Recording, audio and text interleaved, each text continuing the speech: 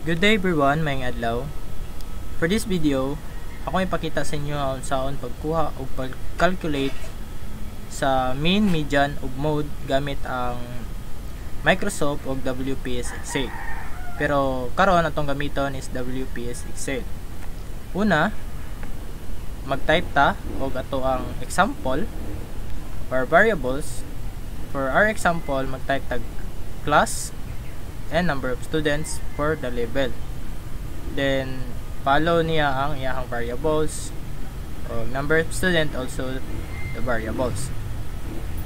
Tapos i-type na to ang mean, median ug mode. Then sa iyang kilid diri na to makita ang result.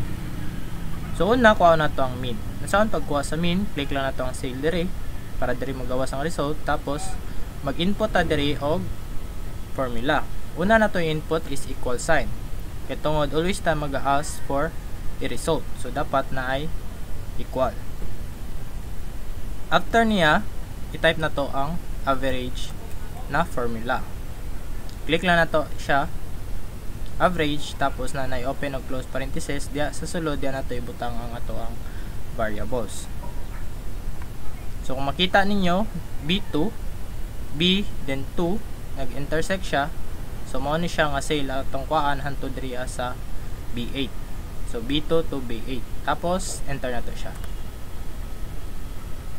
Tapos mo ni siyang result na to makuha. 35.14 and 28 ang ato ang mean. For median, same process lang siya guys. Mag-input tag formula equal sign. Ang yang formula is median.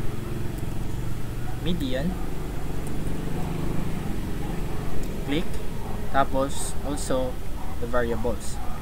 Enter na to siya. Ang atong median is 39. Same pa sa to ang mode. Repeat the process lang. Equal sign, drag na to atong variables, then enter na to siya para makuha na to atong mode.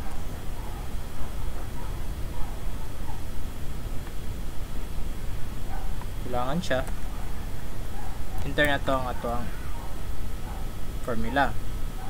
Then drag na to ang atong variables. So atong mode is 30. Para may bala na to og 30 ra bagyo datong mode, i-try na to siya drag sa tulo or path. Na.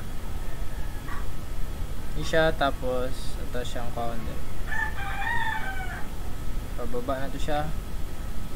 So makita ninyo 30, 39, 39. So kung magbalik na ganiyang number pasabot ang isa right, tama na, i-delete na to yung isa. So ang atong mode is 30 o 39. So mode is a number nga mas nigawas og kadaghan along the variables. So ang nigawas og kadaghan ang 30 o 39. So atong mode kay 30 o 39. So inana pagkuha sa to ang mode, median, mean, median mode gamit ang WPS Excel.